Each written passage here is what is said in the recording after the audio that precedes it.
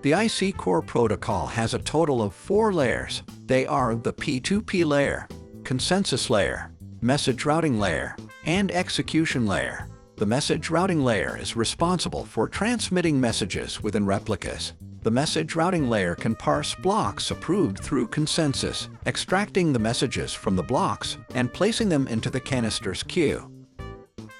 We use a large square with purple shading to represent the subnet, and each replica within the subnet is depicted as a blue circle.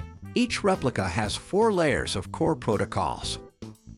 When a message is sent from the user's device to a boundary node, the replica's P2P layer passes the message to the consensus layer. Blocks approved through consensus are then sent to the message routing layer before entering the execution layer. Cross-subnet messages, on the other hand, are transmitted to other subnets through cross-subnet data streams. The execution layer consists of numerous canisters. Each canister in the execution layer has an input queue and an output queue. The message routing layer routes messages from blocks to the input queue of the target canister.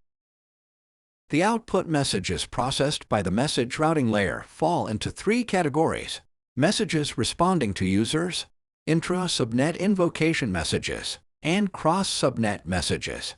Messages responding to users directly return the execution result of the canister to the user. Intra-subnet invocation messages involve one canister invoking another canister within the same subnet. Cross-subnet messages need to be sent to canisters in other subnets through cross-subnet transmission protocols. Each output message is recorded in a Merkle tree known as the per-round certified state. In each round, all replicas sign the root node of the tree to ensure consistency in the output results across all replicas. Subnet invocation messages refer to a canister invoking another canister within the same subnet.